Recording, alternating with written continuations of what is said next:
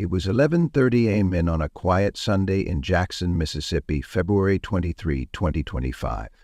Families across the neighborhood were returning from church, preparing lunch or enjoying peaceful weekend moments together. But inside one home on Brook Hollow Drive, an argument was intensifying, one that would end with gunfire. A desperate 911 call and 33-year-old Damian Reed lying dead on his living room floor. The catalyst wasn't a long history of violence, not financial troubles, not even suspected infidelity. It was a social media friend request. How does a marriage collapse into homicide over something so seemingly trivial? What hidden tensions had been building between Damian Reed and his wife, Rashawn Wallace? And could anyone have seen this coming? Today, we examine a case that forces us to question what truly happens behind closed doors in relationships that appear normal from the outside. This story matters because right now countless couples are experiencing similar patterns of control and suspicion, patterns that could escalate to violence without intervention. If you believe these stories deserve attention, not for entertainment, but as vital warnings that might save lives, please subscribe to our channel. Your support helps us continue illuminating these preventable tragedies and in some small way brings meaning to Damian's death. What state or country are you watching from? Let us know in the comments. Your perspective might help someone recognize dangerous relationship dynamics before they turn deadly. Born on June 16, 1991 in Mississippi, Damian Reed grew into a man known for his outgoing nature and unwavering commitment to family. By age 33, he had established himself as a respected professional in the logistics sector, where colleagues valued his attention to detail and interpersonal abilities. He always put his family first, recalled a coworker. Every conversation eventually turned to his son or his plans for their future. Damian's world revolved around creating stability. Neighbors on Brook Hollow Drive frequently saw him in the front yard with his young son, teaching him sports or simply enjoying quality time together. He maintained close relationships with his parents and siblings, who described him as reliable and ambitious. His professional life demanded both technical knowledge and people skills, requirements he met with natural ease. Damian approached his career methodically, viewing each advancement as another step toward securing his family's future. He took pride in providing a comfortable home in a peaceful neighborhood and supporting his wife's nursing career. Social gatherings often found Damian at the center, his laugh distinctive and his stories engaging.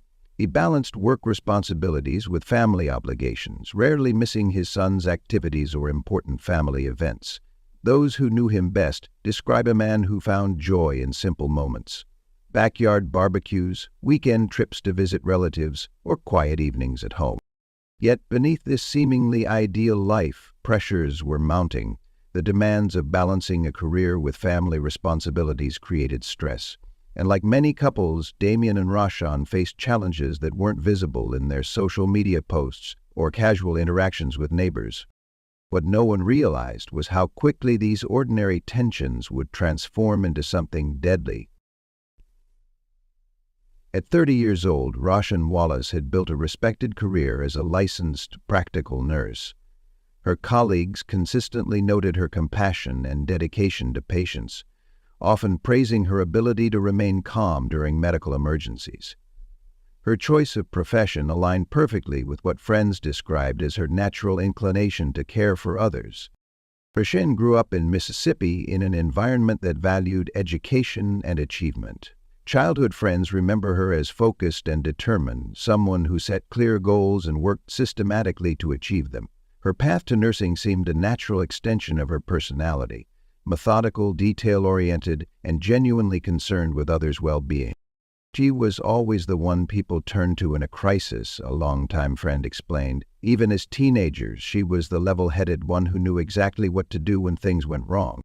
In professional settings, Rashawn earned respect for her technical skills and emotional intelligence. She worked long shifts at a local medical facility, often returning home exhausted but fulfilled by her ability to make a difference in patients' lives. Her supervisors saw her as reliable and thorough, qualities that made her particularly valuable in high-pressure situations.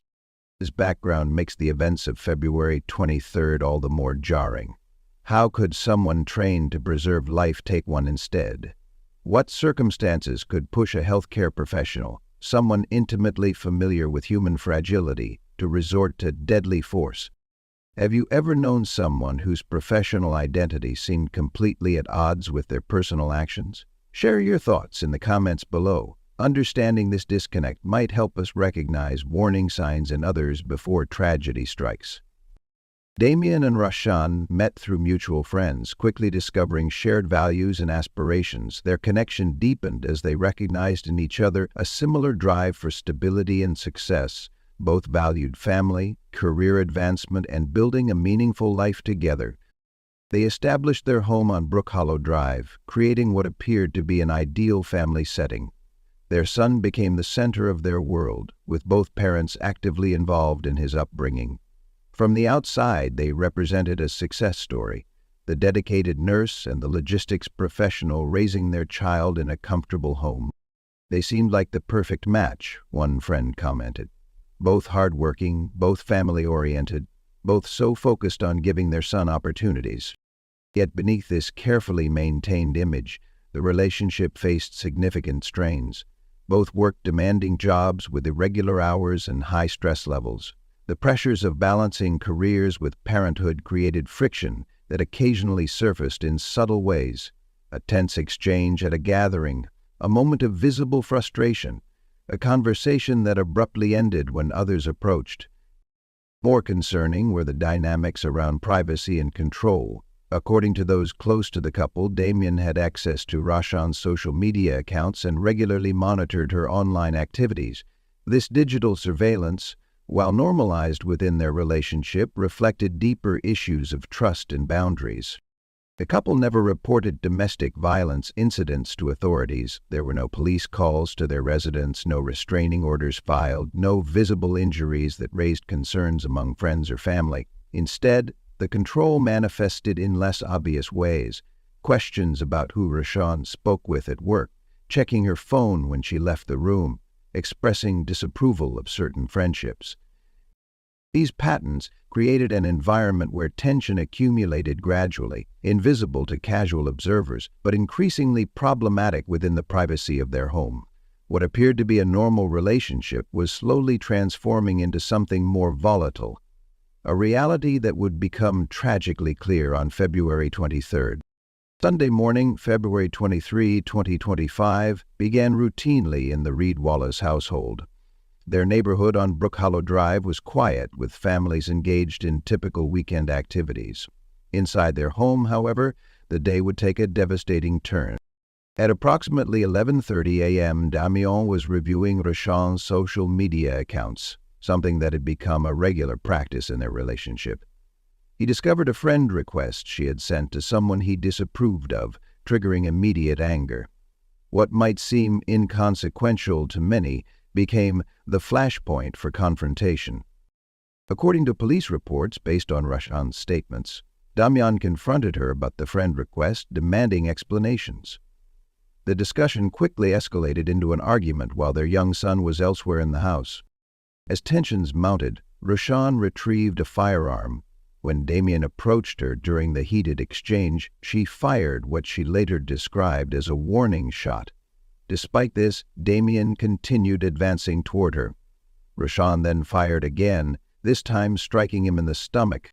The bullet caused a fatal injury. Despite her immediate efforts to save him, Damien's life ended in their living room, the ultimate consequence of a dispute that began with digital activity.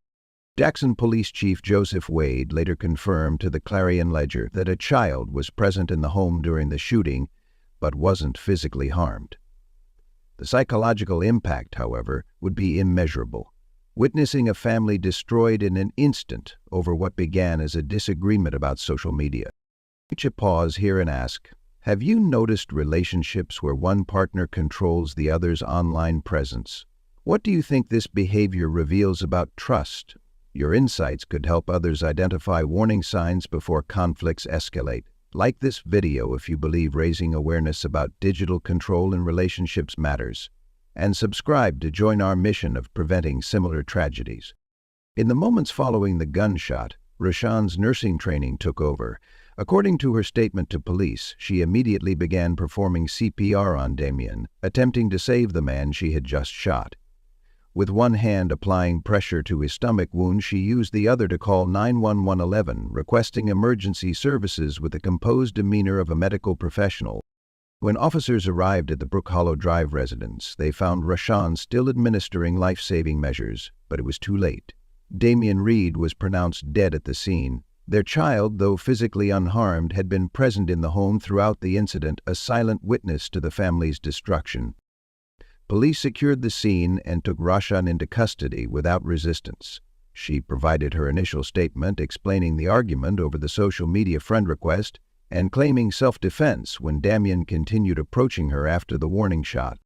News of the shooting spread rapidly through the neighborhood. Residents gathered behind police tape, struggling to reconcile the violent event with the family they thought they knew. "They always seemed so normal," one neighbor told reporters. "You'd never imagine something like this happening here." First responders noted the jarring contrast between the home's orderly appearance and the chaos of the crime scene. Family photos lined the walls, smiling images of the couple and their son at various outings and celebrations, creating a backdrop of normalcy for an act of deadly violence. As investigators processed evidence and conducted interviews, both families received the devastating news. Parents who had proudly watched their children build careers and start a family now faced the unimaginable. One child dead, another facing murder charges, and a grandchild traumatized by witnessing the ultimate breakdown of parental trust. Community members, meanwhile, grappled with questions that had no easy answers. How could a disagreement over something as commonplace as social media escalate to homicide? What unseen pressures had been building in this seemingly stable household, and could anyone have intervened before it was too late? The day after the shooting, Monday, February 24, Rashawn Wallace made her first court appearance. The licensed practical nurse who had dedicated her career to healing now faced a murder charge in connection with her husband's death. During this initial hearing, the judge set her bond at $50,000, a figure that generated significant discussion in the community. Some argued it was insufficient given the severity of the charge, while others pointed to Rashawn's lack of criminal history and her self-defense claim as justification for the amount. Prosecutors outlined the basic facts. Rashawn had shot and killed Damien following an argument about a social media friend request. They emphasized that despite firing what she described as a warning shot, she proceeded to fire again, resulting in Damien's death. The prosecution questioned whether deadly force was justified in this situation, suggesting that the response was disproportionate to any threat Damien might have posed. Rashawn's defense began constructing their case around her claim of self-defense. Her attorneys would likely highlight the dynamics of the relationship, particularly Damien's monitoring of her social media accounts, as evidence of controlling behavior. They would argue that Rashawn genuinely feared for her safety when Damien continued approaching her after the warning shot. The case presented complex legal questions about self-defense laws and how they apply in domestic situations. When does monitoring cross the line into controlling behavior? At what point does a person reasonably fear for their safety? And how do courts evaluate these factors in the context of intimate partner relationships? As Rashawn was taken to the Hinds County Detention Center, both families began the difficult process of navigating the legal system while processing their grief. Parents who had once celebrated their children's marriage now sat on opposite sides of a courtroom, united only in their concern for the child who had lost both parents in different ways, one to death and one to incarceration. The legal proceedings would continue for months, with each hearing reopening wounds and raising questions about what truly happened in those final moments on Brook Hollow Drive. The tragedy of Damien Reed's death highlights a modern dimension of relationship control that often goes unaddressed: digital surveillance. In an era where our online presence has become an extension of our identity, monitoring a partner's social media activity represents a concerning form of control that can indicate deeper relationship problems. According to domestic violence experts, checking a partner's phone or demanding access to their social media accounts, behaviors that had become normalized in Damien and Rashawn's relationship, often serves as an early warning sign of controlling tendencies that can escalate over time. What begins as just checking can gradually transform into monitoring, then restricting, and eventually punishing, explains one family counselor. Many people don't realize they're in a controlling relationship because these behaviors have been normalized in our connected culture. The confrontation over a friend request demonstrates how digital boundaries have become new territory for relationship conflict. When Damien discovered Rashan had connected with someone he disapproved of, the resulting argument escalated to violence, a progression that reflects how seriously these digital transgressions are sometimes taken. This case also underscores the lethal combination of relationship conflict and access to firearms. Statistics consistently show that the presence of a gun in homes where relationship tension exists dramatically increases the risk of fatal violence. What might have remained a heated argument instead became deadly when a firearm was introduced into the situation. For those experiencing similar patterns of control, resources exist. National Domestic Violence Hotline, 1-800-799-SAFE, local shelters and counseling services, digital safety planning through organizations specializing in technology-facilitated abuse. The most crucial message is that help is available before conflicts escalate to violence. No disagreement, whether over social media or anything else, should ever result in loss of life.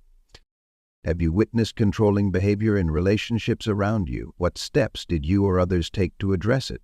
Your experiences shared in the comments could provide valuable insight to someone currently struggling with similar issues. The consequences of what happened on February 23, 2025 will echo through generations. A child must now navigate life without their father, carrying complicated feelings about their mother. Two extended families are left processing grief, anger, and countless unanswered questions. Friends, colleagues, and neighbors must reconcile the people they thought they knew with the tragic reality that unfolded. Damien Reed's story transcends one fatal moment or one troubled relationship. It illuminates the hidden pressures building in homes across America, the subtle controls that escalate, the boundaries that erode, the warning signs missed until it's too late. The crazy people having become extremely crazy.